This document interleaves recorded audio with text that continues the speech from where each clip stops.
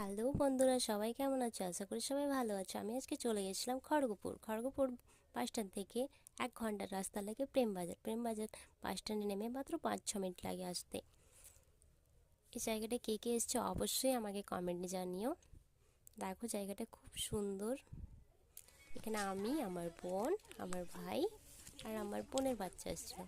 এখানে দেখো কত রঙিন রঙিন প্রজাপতি, যেন মনে হচ্ছে একবারে অরিজিনাল। সত্যি যখন আগের বছর আসছিলাম তখন এতটা মানে করেনি। এবারে সাজিয়েছে খুব সুন্দর। এই দেখো দোলনাতে কীভাবে দুলতেছে আমার ভাই আর আমার ভাই। তারপরে আমরা এইখানে এইখানে উঠছে আবার নামছে, এই দুষ্টুমি করছে প্রচুর। সেখানে যাব, এইখানে যাব, সেখানে ছাপবো। তারপরে এইখানে প্রচুর আগের বছর ফুল লাগিয়েছিল, এবছর এত ফুল লাগানো হয়নি। আর রোদ্রুর জন্য হয়তো ক্যামেরাটা ঠিক মতো দেখাচ্ছে না।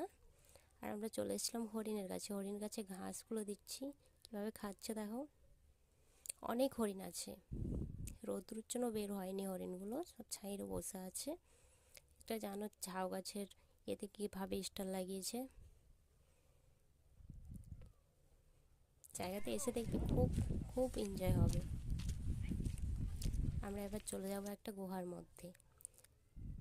মধ্যে যেন মনে হচ্ছে ডাইনোসর, একবারে যেন অরিজিনাল ডাইনোসরের মতো লাগছে।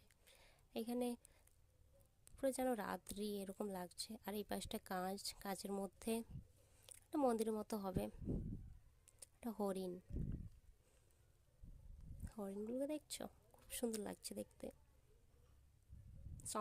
সম্পূর্ণ জায়গা আমি দেখাতে পারিনি তোমাদেরকে। আমি তো এখানে এসে চমকে গিয়েছিলাম এই সাপগুলোকে দেখে, যেন মনে হচ্ছে একবারে অরিজিনাল। টাটা বন্ধুরা।